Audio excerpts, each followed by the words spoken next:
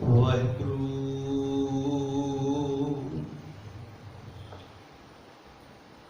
ਇੱਕ ਓੰਕਾਰ ਸਤਿਨਾਮ ਕਰਤਾ ਪੁਰਖ ਨਿਰਭਉ ਨਿਰਵੈਰ ਅਕਾਲ ਮੂਰਤ ਆਜੂਨੀ ਸੈਭੰ ਗੁਰ ਪ੍ਰਸਾਦ ਕਿਰਪਾ ਕਰੋ ਦੀਨ ਕੇ ਦਾਤੇ ਮੇਰਾ ਗੁਣ ਅਵਗਣ ਨਾ ਵਿਚਾਰੋ ਕੋਈ ਮਾਟੀ ਕਾ ਕਿਆ ਧੋਪੈ ਸੁਆਮੀ ਮਾਨਸ ਕੀ ਗਤ ਏਹੀ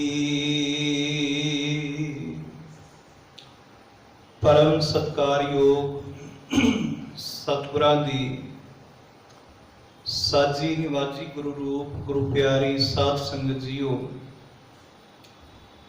ਭਾਗਾਂ ਵਾਲੇ ਹੋ ਨਿਤਾ ਪ੍ਰਤੀ ਗੁਰਬਾਣੀ ਗੁਰਮਤਿ ਦੀ ਵਿਚਾਰ ਸਰਵਨ ਕਰਕੇ ਮਨੁੱਖਾ ਜੀਵਨ ਨੂੰ ਸਵਾਰਨ ਅਤੇ ਸਫਲਾ ਬਣਾਉਣ ਦਾ ਆਪ ਜੀ ਯਤਨ ਉਦਮ ਕਰਦੇ ਹੋ। ਅੱਜ ਆਪਾਂ ਗੁਰਬਾਣੀ ਅਤੇ ਸਿੱਖ ਇਤਿਹਾਸ ਦੀ ਰੋਸ਼ਨੀ ਅੰਦਰ ਸਿੱਖੀ ਦਾ ਜੋ ਸਰਬ ਸਾਂਝਾ ਫਲਸਫਾ ਹੈ, ਸਿੱਖੀ ਦੀ ਜੋ ਸਰਬ ਸਾਂਝੀ ਵਿਚਾਰ ਹੈ, ਉਸ ਨੂੰ ਸਮਝਣ ਦਾ ਯਤਨ ਕਰਾਂਗੇ। ਆਓ ਵਿਚਾਰਾਂ ਦੀ ਆਰੰਭਤਾ ਤੋਂ ਪਹਿਲਾਂ ਮਨ ਬਿਰਤੀਆਂ ਨੂੰ ਇਕਾਗਰ ਕਰਦਿਆਂ ਹੋਇਆਂ ਗੁਰੂ ਸਾਹਿਬ ਜੀ ਵੱਲੋਂ ਬਖਸ਼ਿਸ਼ ਕੀਤੀ ਹੋਈ ਪਿਆਰ ਭਰੀ ਅਸੀਸ ਗੁਰੂ ਫਤਿਹ ਨਾਲ ਸਾਂਝ ਪਾਓ। ਸਾਰੇ ਆਖੋ ਜੀ ਵਾਹਿਗੁਰੂ ਜੀ ਕਾ ਖਾਲਸਾ ਵਾਹਿਗੁਰੂ ਜੀ ਕੀ ਫਤਿਹ। ਧੰਨ ਸ਼੍ਰੀ ਗੁਰੂ ਗ੍ਰੰਥ ਸਾਹਿਬ ਮਹਾਰਾਜ ਜੀ ਦੀ ਜੋ ਬਾਣੀ ਹੈ, ਇਸ ਸਮੁੱਚੀ ਮਨੁੱਖਤਾ ਵਾਸਤੇ ਇੱਕ ਸਰਬ ਸਾਂਝੀ ਵਿਚਾਰਧਾਰਾ ਹੈ। ਇਹ ਗੁਰਬਾਣੀ ਸਰਬ ਸਾਂਝੀ ਵਾਲਤਾ ਦਾ ਇੱਕ ਧੁਰਾ ਹੈ। ਗੁਰਬਾਣੀ ਦਾ ਉਪਦੇਸ਼, ਗੁਰਬਾਣੀ ਦੀ ਵਿਚਾਰਧਾਰਾ ਹਰੇਕ ਮਨੁੱਖ ਮਾਤਰ ਵਾਸਤੇ ਹੈ। ਉਪਦੇਸ਼ ਚੋਂ ਵਰਨਾ ਕੋ ਸਾਂਝਾ। ਗੁਰਬਾਣੀ ਦਾ ਉਪਦੇਸ਼ ਸਾਰਿਆਂ ਵਾਸਤੇ ਹੈ। ਕੋਈ ਗਾਵੇ ਕੋ ਸੁਣੇ, ਹਰ ਨਾਮਾ ਚਿਤ ਲਾਏ, ਕਹੋ ਕਬੀਰ ਸੰਸਾ ਨਹੀਂ, ਅੰਤ ਪਰਮ ਗਤ ਪਾਏ। ਕੋਈ ਗਾਵੇ, ਕੋਈ ਬੰਦਿਸ਼ ਨਹੀਂ, ਕੋਈ ਦੇ ਅੰਦਰ ਸਾਰੇ ਆ ਜਾਂਦੇ ਨੇ। ਕੋਈ ਗਾਵੇ ਕੋ ਸੁਣੇ, ਹਰ ਨਾਮਾ ਚਿਤ ਲਾਏ, ਕਹੋ ਕਬੀਰ ਸੰਸਾ ਨਹੀਂ, ਅੰਤ ਪਰਮ ਗਤ ਪਾਏ। ਅੰਤ ਉਸਨੂੰ ਪਰਮ ਅਵਸਥਾ ਦੀ, ਆਤਮਿਕ ਤਲ ਤੇ ਉੱਚੀ ਅਵਸਥਾ ਦੀ ਪ੍ਰਾਪਤੀ ਹੁੰਦੀ ਹੈ। ਕੋਈ ਵੀ ਇਸ ਬਾਣੀ ਨੂੰ ਗਾਏ ਸੁਣੇ।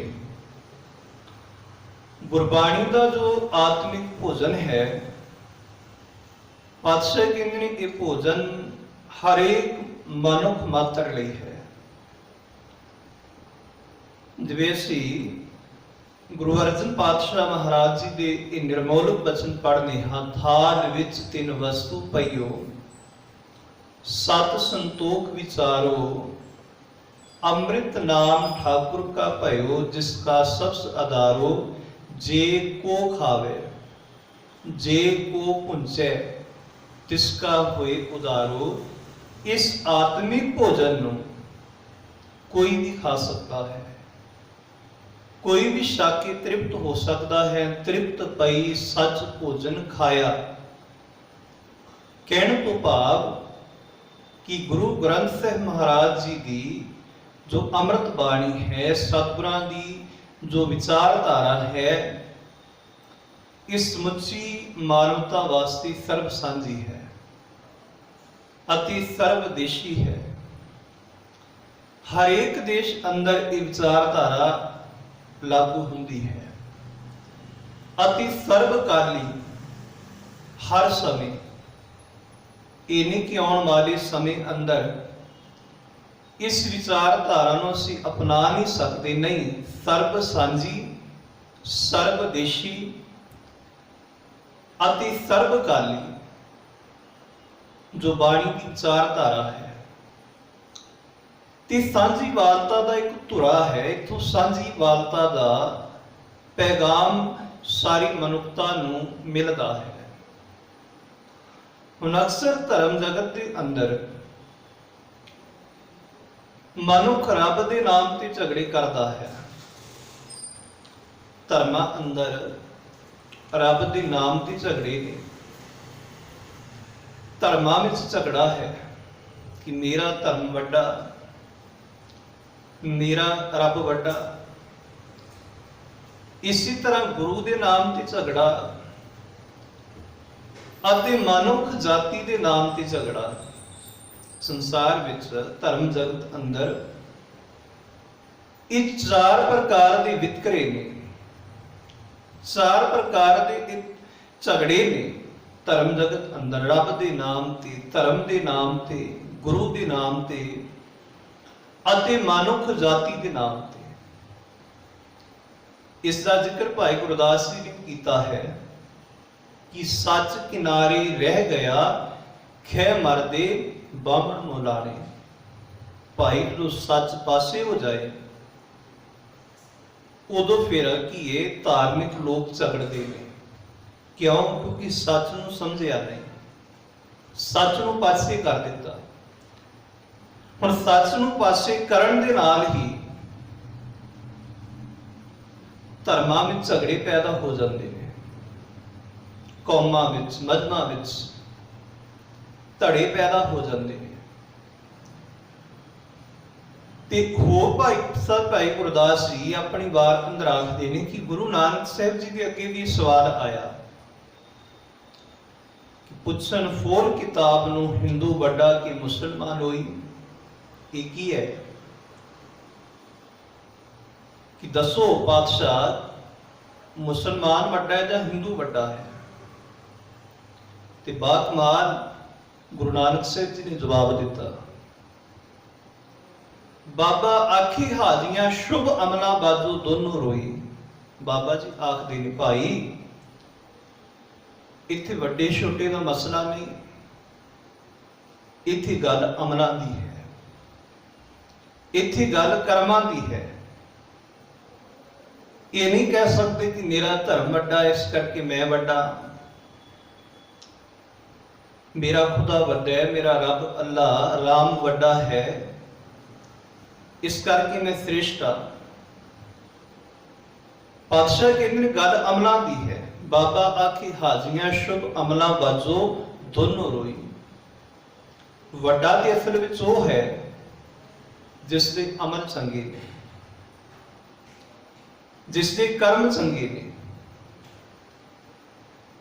ते नीवा मनुख वो है जिसदे कर्म माड़े ने, कर्म भैड़े ने। इत्थे कोई जात करके, जन्म करके वड्डा छोटा नहीं, गल ते कर्मां दी है। खसम विसारे ते कमजात, नीवी जात का वो मनुख है जिसने रब नूं भुला दिता है, जिससे अपने कर्म माड़े बना लेने। ते वड्डा कौन है? सो वड्डा जिन राम लिव लाई। वड्डा वो है जिसकी सुरत रब विच है, सच विच है। ते जिस इंसान दे कर्म चंगे ने वो असल विच वड्डा है। हुण कहण तो भाव इस संसार अंदर झगड़ा सी धर्म के नाम ते, धर्म अस्थानां के नाम ते, रब के नाम उत्ते। मनुखता दे भाई सारे अंदर झगड़ा से कि उच्च जाति का है, ब्राह्मण है, शूद्र है, ये नीच है, मिराशी है, डोम है। हुण है तो सारे मनुख ही ने ना, पर मनुख जाति अंदर, मनुख भाईचारे के अंदर भी ये बड़ा बड़ा वितकरा है। वड्डी जात वाला छोटी जात वाले ते जुल्म कर रहा है, धक्का कर रहा है, उसनों अपनी गुलामी में रखिया होया है। मनुखता दे अंदर है, सारे मनुख ने, पर इन्नी काणी वंड, एक नूं बिल्कुल पैर दी जुत्ती, एक ते बिल्कुल धक्का, एक नूं बिल्कुल दबाया जा रहा है ते मनुख ही, वो भी मनुख ते दूसरा भी मनुख।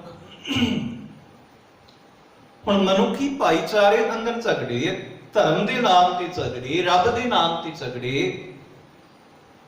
हुण पातशाह कहंदे ने भाई ये झगड़े बड़े दुखदाई ने, इन्हां झगड़ियां अंदर मनुखता का बड़ा सर्वनाश होता है। बड़े लोग धर्म के नाम से झगड़ियां में बड़े लोग मर रहे हैं, बड़े लोगों दी दूरियां खत्म, जिहड़ियां दूरियां ने वो बणियां हुईयां ने, नेड़ता खत्म है, प्यार मुहब्बत। धर्म ने ते प्यार वधाउणा सी, धर्म की कला ने मुहब्बत वधाउणी सी, पर धर्म करके ही धर्म का गलत इस्तेमाल किया जा रहा है, रब के नाम का गलत इस्तेमाल किया जा रहा है, रब की गलत होंद पेश की जा रही है, धर्म की गलत होंद पेश की जा रही है।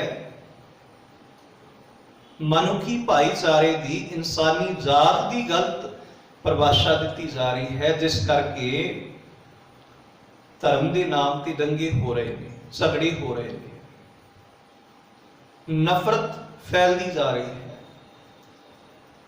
हुण गुरुदेव सच्चे पातशाह जी ने मनुखता नूं सर्वसांझीवालता का एक पैगाम दिता कि ये जिहड़े झगड़े ने ये किस तरह खत्म होण। धर्मां विच जो दूरियां बन चुकियां ने, मजहबां विच जो दूरियां बन चुकियां ने, ये जिहड़ियां दूरियां ने ये किवें खत्म होण। ते गुरुदेव सच्चे पातशाह जी ने बाणी दे राही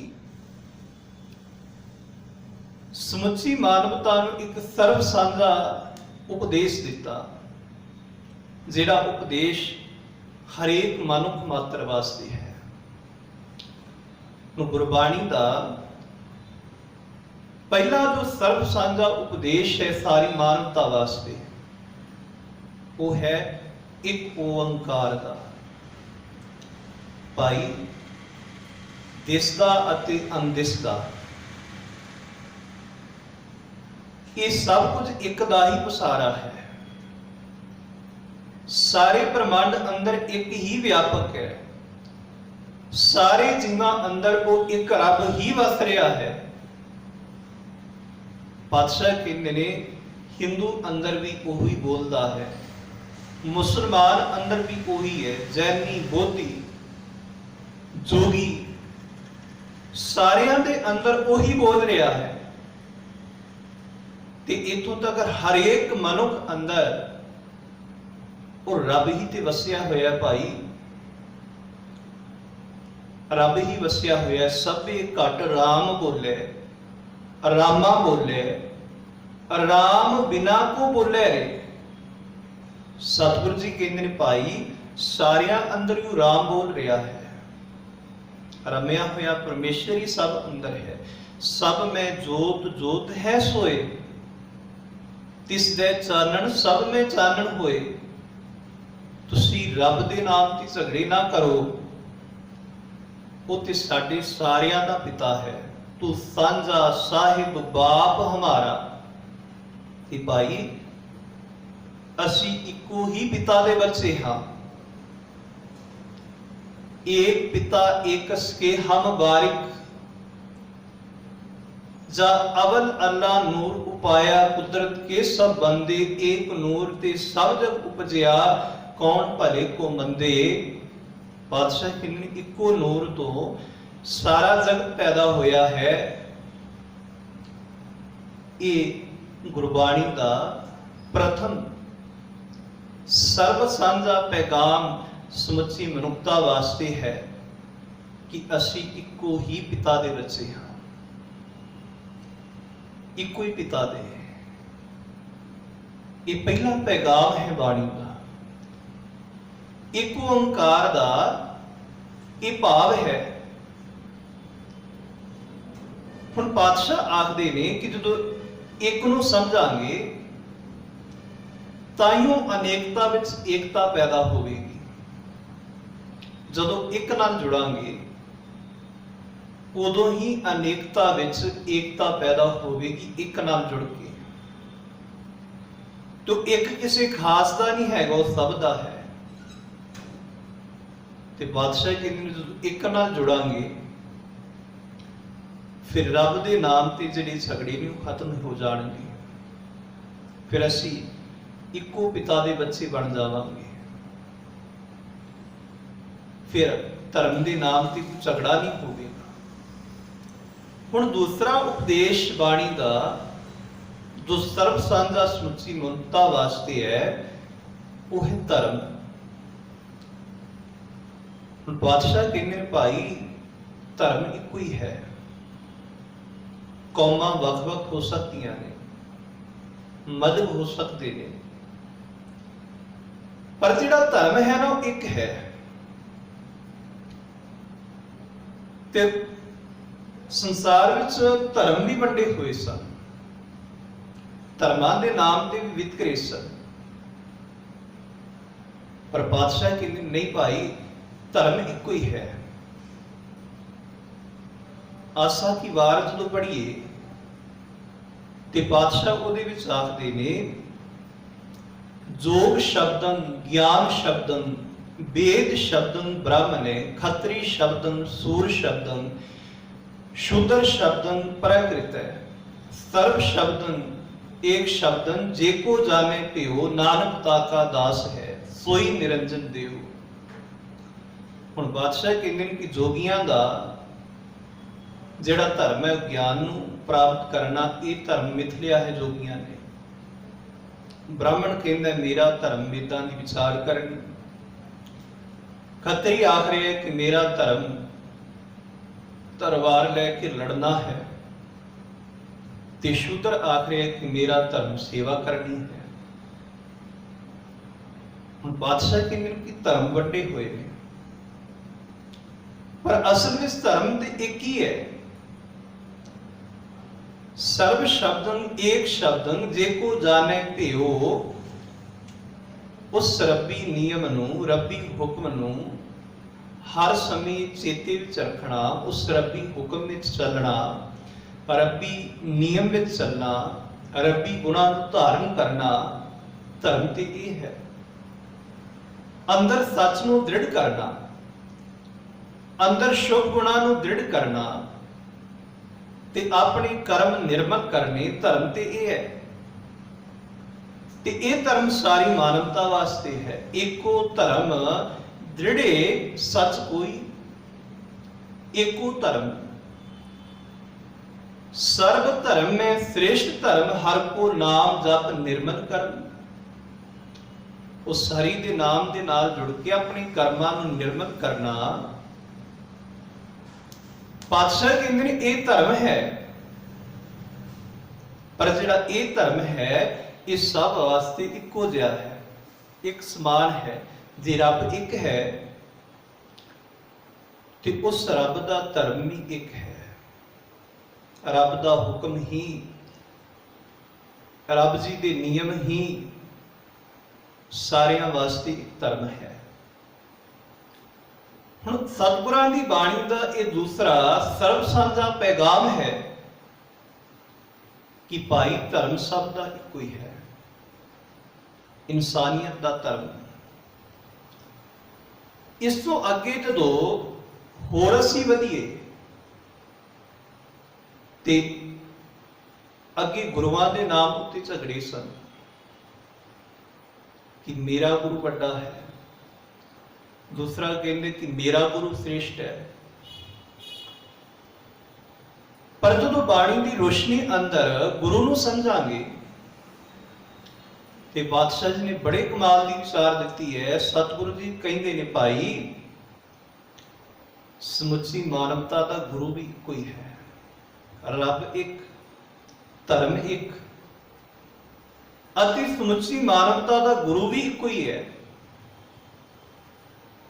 ते सतगुरां तो पुछ करिए वो केड़ा गुरु है जिहड़ा सारियां दा इको ही है। पातशाह कहते ने वो ज्ञान गुरु, ज्ञान गुरु वो सब दा है, कोई भी ज्ञान समझ के कमा सकता है। इत्थे शरीर गुरु की गल नहीं चल रही, इत्थे गल चल रही है कि ज्ञान गुरु की, जिसनों हजूर आखदे ने सतगुरु मेरा सदा सदा ना आवे ना जाए, वो अविनाशी पुरख है सब में रहा समाए। गुरु ते सब थावां ते व्यापक है, रब जी दा ज्ञान ही गुरु है। ते ज्ञान गुरु सब वास्ते सर्व साझा है। ते जे इंसान ज्ञान गुरु तो टुटता है, कोई भी इंसान ज्ञान तो सखना है, ते पातशाह आखदे ने नानक मनमुख अंध प्यार, बाज गुरु डूबा संसार। बाज गुरु डूबा संसार, सारा संसार गुरु तो बिना डूबता है। केड़े गुरु तो बिना? ज्ञान तो बिना। ते पातशाह कहने भाई गुरु इको ही है, समुची मानवता का, इक्का बाणी एक गुर, इको शब्द विचार, ज्ञान ही गुरु है सब का। इस तो अगे जदों असीं चलीए ते चौथा जिहड़ा पैगाम है सर्व साझा, वो है कि इंसान की जात इको ही है, क्योंकि इंसानी जात के भी झगड़े सन। मनुख मनुख ही है, इंसान इंसान ही है, पर कोई जन्म करके जात करके कोई वड्डा नहीं छोटा नहीं। पर पातशाह देखते ने कि इत्थे कोई तो अपने आप को सिरमौर मन रहा है, ते कईयां नूं इत्थे नीवा गिणिया जा रहा है। ये मनुखी भाईचारे अंदर इन्ना वड्डा अंतर, इन्ना वड्डा फर्क, एक नूं पैरां तो थले रखा जा रहा है, एक अपने आप को सिर कह रहा है, दूसरा अपने दूसरे नूं पैरां दी जुत्ती गिणिया जा रहा है। इन्ना वितकरा, किसी नूं डोम, किसी नूं मनाशी, सूदर आख्या जा रहा है, नीच आख्या जा रहा है। पर पातशाह बाणी अंदर समझाउंदे ने नहीं भाई, इंसान इंसान ही है, मनुख मनुख ही है, कोई वड्डा ते कोई छोटा नहीं हैगा। जदों बाबा कबीर साहब जी के सामने ये सवाल आए तो बाबा कबीर साहब जी ने पूछया, बाबा कबीर साहब आखदे ने कि तू वड्डा इस करके है कि तेरिया नाड़ां दे अंदर दुध है, तेरिया नाड़ां अंदर भी ते खून है, ते साडियां नाड़ां अंदर भी खून है, तो वड्डा किवें हो गया? जिस रास्ते तो तू आया उसे तो असी आए हाँ, फिर तू वड्डा किवें असी छोटे किवें? जो तू ब्राह्मण ब्राह्मणी जाया, तू आन बाट काहे नहीं आया? हम कत तुम कत ब्राह्मण हम कत सूद, तुम कत लहू हम कत दूध। कि तेरिया नाड़ा अंदर दुध है? नहीं, तेरिया नाड़ा अंदर भी खून है, ते साडियां अंदर भी खून है। इस करके तू वड्डा नहीं, असी नीवे नहीं हैगे। ते पातशाह जी की बाणी आखदी है कि जात जन्म ना पूछी है, सच कर लेहु बताए, सा जात सा पात है जेह कर्म कमाए। ये भाई ये जात की जन्म ना पूछिए, जानो जोत ना पूछो जाती, सारिया अंदर रब की जोत देखिए, पर इस जात पात के वितकरे अंदर ना फसिए। मानस की जात सब है एक है, पहचान हो कि मनुख की जात एक ही है,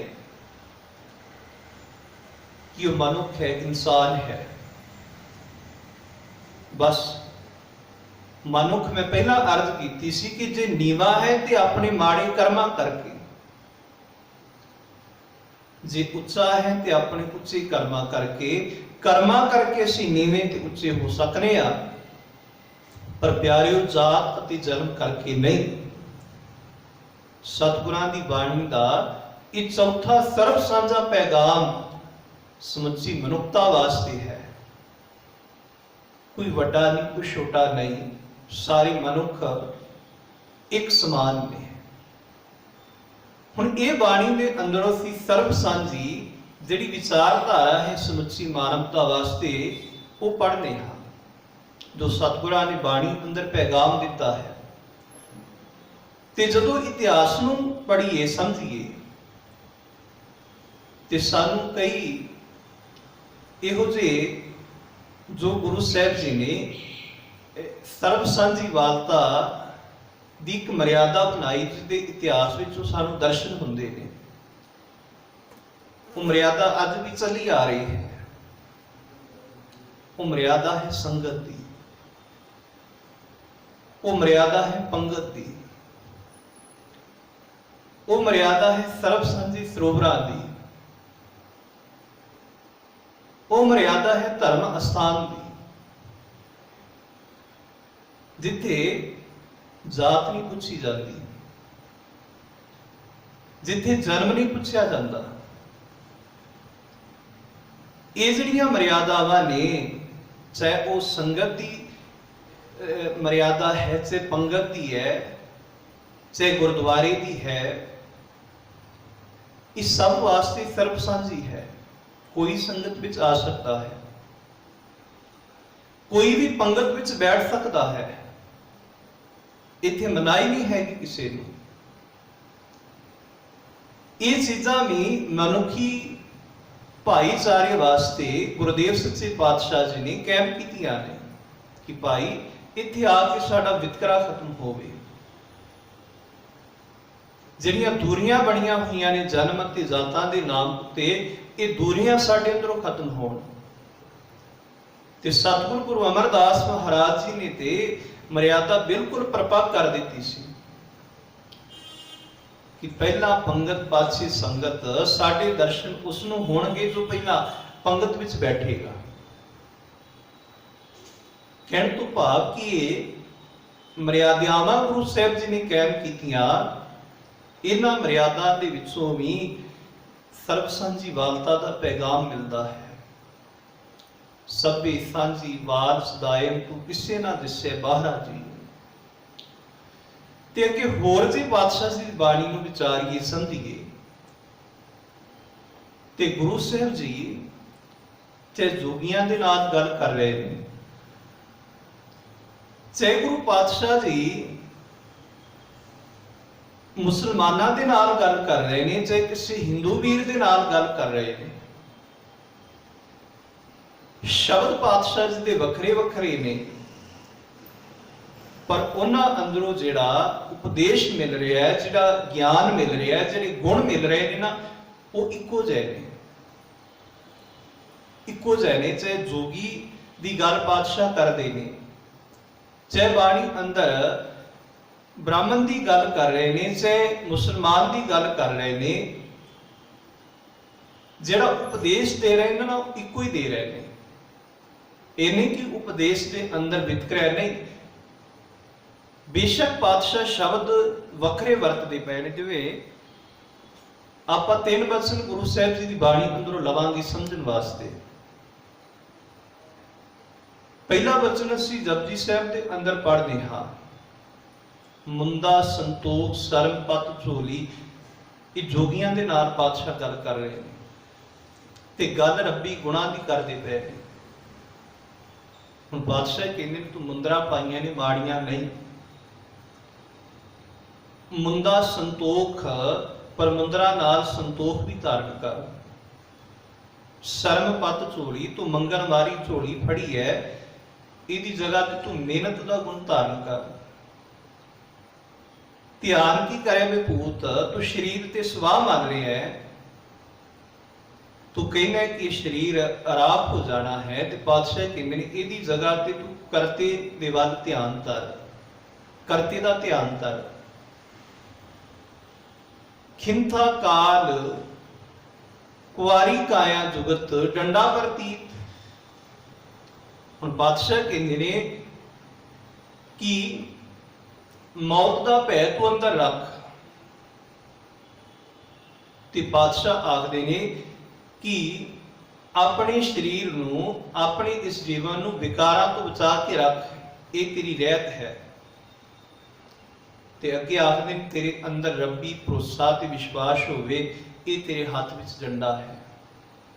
ਆਈ ਪੰਥੀ ਸਗਲ ਜਮਾਤੀ ਮਨ ਜਿੱਤੈ ਜਗਜੀਤ, ਤੂੰ ਆਪਣੇ ਆਪ ਨੂੰ ਸ੍ਰੇਸ਼ਟ ਨਾ ਗਿਣ, ਸਾਰਿਆਂ ਨੂੰ ਆਪਣੀ ਜਮਾਤੀ ਸਮਝ। ਹੁਣ ਇੱਥੋਂ ਵੀ ਰੱਬੀ ਗੁਣਾਂ ਦੀ ਦਾਤ ਮਿਲ ਰਹੀ ਹੈ, ਸੰਤੋਖ ਦੀ। ਬਾਦਸ਼ਾਹ ਦਾਤ ਦੇ ਰਹੇ ਨੇ, ਰੱਬੀ ਧਿਆਨ ਦੀ ਗੱਲ ਕਰ ਰਹੇ ਨੇ, ਇਸੇ ਤਰ੍ਹਾਂ ਰਹਿਤ ਦੀ ਗੱਲ ਕਰ ਰਹੇ ਨੇ, ਵਿਸ਼ਵਾਸ ਦੀ ਗੱਲ ਕਰ ਰਹੇ ਨੇ, ਮਿਹਨਤ ਦੀ ਗੱਲ ਕਰ ਰਹੇ ਨੇ। ਕਿ ਬਾਦਸ਼ਾਹ ਜਦੋਂ ਬਾਣੀ ਅੰਦਰ ਨਿਵਾਸ ਦਾ ਜ਼ਿਕਰ ਕਰਦੇ ਨੇ, ਤੇ ਉੱਥੇ ਵੀ ਬਾਦਸ਼ਾਹ ਇਹੋ ਗੁਣ ਦੇ ਰਹੇ ਨੇ। ਇਹੋ ਸਰਬ ਸਾਂਝਾ ਉਪਦੇਸ਼ ਉਹਨਾਂ ਨੂੰ ਵੀ ਸਮਝਾ ਰਹੇ ਨੇ, ਪਰ ਗੱਲ ਉਹਨਾਂ ਦੀ ਬੋਲੀ ਵਿੱਚ ਕਰ ਰਹੇ ਨੇ। ਜੇ ਬਾਦਸ਼ਾਹ ਆਖਦੇ ਨੇ ਪੰਜ ਨਿਵਾਜਾਂ ਵਕਤ ਪੰਜ, ਪੰਜੇ ਪੰਜਾ ਨਾਉ। ਪੰਜ ਨਿਵਾਜਾਂ ਹੁੰਦੀਆਂ ਨੇ, ਤੇ ਪੰਜ ਵਕਤ ਉਹ ਨਿਵਾਜਾਂ ਪੜ੍ਹੀਆਂ ਜਾਂਦੀਆਂ ਨੇ। ਪੰਜ ਨਿਵਾਜਾਂ ਨੇ, ਵਕਤ ਵੀ ਪੰਜ ਨੇ, ਤੇ ਉਹਨਾਂ ਨਿਵਾਜਾਂ ਦਾ ਨਾਮ ਹੀ ਵੱਖਰਾ ਵੱਖਰਾ ਹੈ, ਪੰਜ ਨਾਮ ਨੇ। ਹੁਣ ਬਾਦਸ਼ਾਹ ਕਹਿੰਦੇ ਨੇ ਪਹਿਲਾ ਸੱਚ ਹਲਾਲ ਦੋਏ, ਤੀਜੀ ਖੈਰ ਖੁਦਾਏ, ਚੌਥੀ ਨੀਅਤ ਰਾਸ, ਮਨ ਪੰਜਵੀਂ ਸਿਫਤ ਸੁਨਾਏ। ਕਰਨੀ ਕਲਮਾ ਆ ਕੇ ਤਾਂ ਮੁਸਲਮਾਨ ਸਦਾਏ। ਹੁਣ ਇਥੋਂ ਕੀ ਉਪਦੇਸ਼ ਮਿਲ ਰਿਹਾ ਹੈ? ਇਥੋਂ ਵੀ ਤੇ ਉਹੀ ਉਪਦੇਸ਼ ਮਿਲ ਰਿਹਾ ਜਿਹੜਾ ਉਪਦੇਸ਼ ਜੋਗੀਆਂ ਨੂੰ ਦੇ ਰਹੇ ਨੇ। ਪਹਿਲਾ ਸੱਚ ਹਲਾਲ ਦੋਏ, ਤੂੰ ਸੱਚ ਨੂੰ ਧਾਰਨ ਕਰ, ਹੱਕ ਹਲਾਲ ਦੀ ਕਮਾਈ ਕਰ, ਇਹ ਦੂਜੀ ਨਵਾਜ਼ ਹੈ ਤੇਰੀ। ਸੱਚ ਨੂੰ ਧਾਰਨ ਕਰ, ਇਹ ਪਹਿਲੀ ਨਵਾਜ਼। ਦੂਜੀ ਨਵਾਜ਼ ਕਿ ਤੂੰ ਹੱਕ ਹਲਾਲ ਦੀ ਕਮਾਈ ਕਰ। ਤੀਜੀ ਖੈਰ ਖੁਦਾਏ, ਤੂੰ ਸਰਬੱਤ ਦਾ ਭਲਾ ਮੰਗ, ਇਹ ਤੇਰੀ ਤੀਜੀ ਖੈਰ ਹੈ, ਤੀਜੀ ਨਵਾਜ਼ ਹੈ। ਚੌਥੀ ਨਵਾਜ਼ ਕੀ ਹੈ? ਨੀਅਤ ਸਾਫ਼ ਕਰ। ਤੇ ਪੰਜਵੀਂ ਨਵਾਜ਼ ਕੀ ਹੈ? ਚੌਥੀ ਨੀਅਤ ਰਾਜ, ਮਨ ਪੰਜਵੀਂ ਸਿਫਤ ਸੁਨਾਏ, ਤੂੰ ਰੱਬ ਦੀ ਸਿਫਤ ਕਰ। ਇਹ ਥੋੜਾ ਇਹ ਉਪਦੇਸ਼ ਕੇਵਲ ਨਿਵਾਜ ਪੜਨ ਵਾਲਿਆਂ ਨੂੰ ਥੋੜਾ ਮਿਲ ਰਿਹਾ ਹੈ, ਇਹ ਤੇ ਸਾਨੂੰ ਵੀ ਉਪਦੇਸ਼ ਮਿਲ ਰਿਹਾ ਹੈ ਨਾ, ਕਿ ਸੱਚ ਨੂੰ, ਹੱਕ ਨੂੰ, ਮਿਹਨਤ ਦੇ ਗੁਣ ਨੂੰ, ਸਰਬੱਤ ਦੇ ਭਲੇ ਵਾਲੇ ਗੁਣ ਨੂੰ। ਇਸੇ ਤਰ੍ਹਾਂ ਰੱਬੀ ਸਿਫਤ ਸਲਾਹ ਵਾਲਾ ਜੋ ਗੁਣ ਹੈ ਅਤੇ ਮਨ ਨੂੰ ਸਾਫ਼ ਕਰਨ ਵਾਲਾ ਜੋ ਗੁਣ ਹੈ, ਇਹ ਧਾਰਨ ਕਰੀਏ।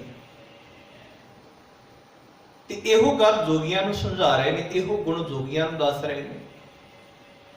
ਤੇ ਪਾਤਸ਼ਾਹ ਇਹੋ ਗੁਣ ਜਦੋਂ ਜਨੇਊ ਦੀ ਗੱਲ ਕਰਦੇ ਨੇ, ਉਦੋਂ ਵੀ ਇਹ ਗੁਣ ਦੱਸਦੇ ਨੇ।